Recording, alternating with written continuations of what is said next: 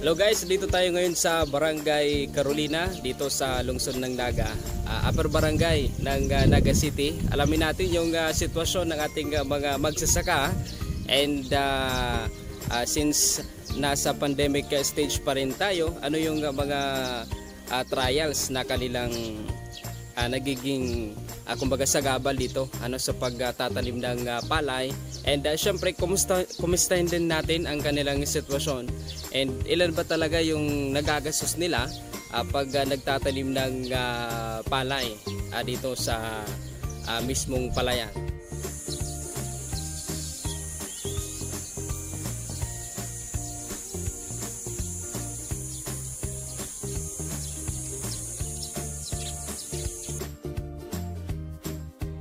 Kailangan alisin yung tubig bago itanim yung palay.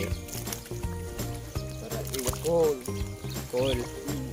Tapos Iwas, yan, lubog. lubog.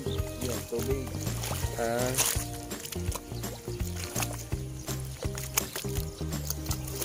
So ibig sabihin pag hindi naalis yung tubig, medyo delikado sa kuhol yung pananim talaga.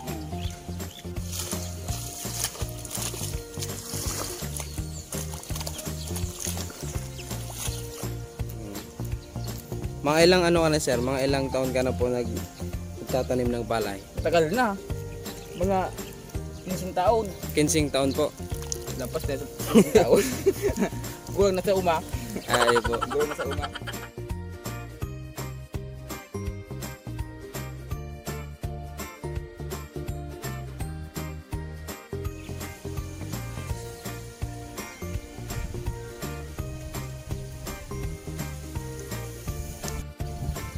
Ano po yung itinuro si sir na process para mapadali po yung pagtubo ng palay? Tanim mo lang, tapos abunuan mo, spiron mo, lalaki yan. Mga ilang buwan yan sir bago Kasi tatarehas, may bago maani po yung palay? may tatlong buwan, may tatlong may kalati, may 4 na buwan, hindi man parehas ang parol. Ito ko lang to nga, 3 buwan lang to. 3 buwan lang. Pero pag hindi naalagaan ng gusto, talagang medyo Wala kang matagal-tagal. Wala ka na ani. Wala nang ani. Pag hindi mo natama. Diba?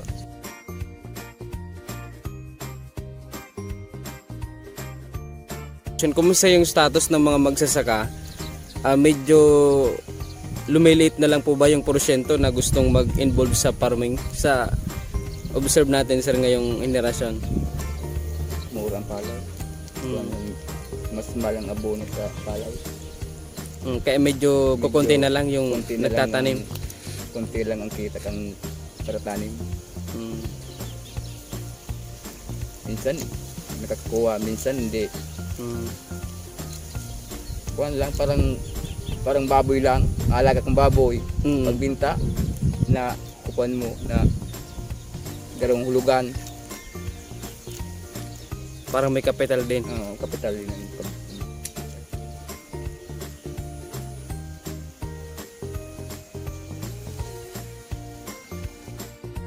Bakit hindi natin naiiwanan yung pagsasaka po? Wala kang pagkain. Wala kang ani. Gutom ang pamilya kapag walang makain. Magtutungod ka sa tindahan, magkarang 1 kilo. So yung ganito sir, sa pagtatanim po ng palay ninyo, halos abutin po ito ng 1 araw lang Bago maubos yung yung magkatanim. maitanim po.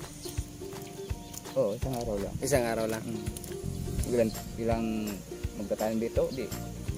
Kuha, yun magtatanim. Halimbawa, 6 lang, 5, ganun. Pag maluwag-luwag naman, maraming tao magtatanim. Ito kundi lang to. So pagkatanim nito sir, ang next step natin is abono o pagbabantay na nito pag abono na po. Abono, saka spray, damo, tapos spray, abono, patubig.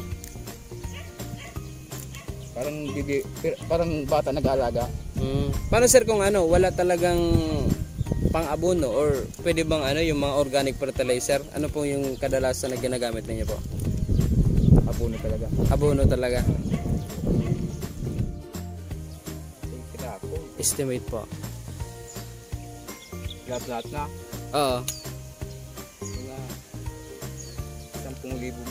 mga 10,000.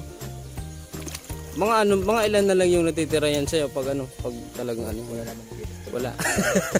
Ano, balik lang. Balik lang. Napagalan lang. Kapagalan lang. Ang presyo ng paroy, minsan mataas, minsan mababa.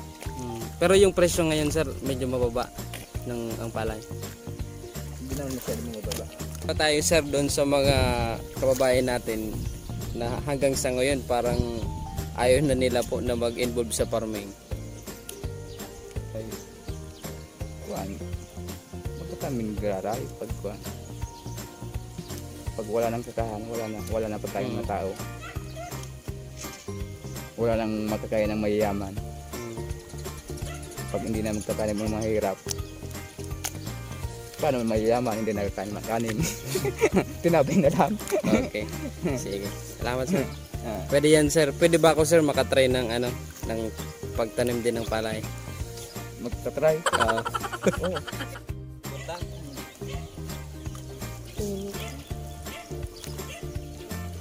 Ito pala pagtanim ng palay. Konti lang po.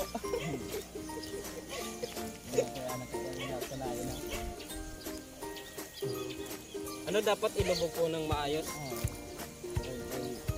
Anong gusto? Okay. So ganito guys ha. Pagtanim ng palay sa probinsya. Meron din pala. Okay. Dapat hindi matubig ano.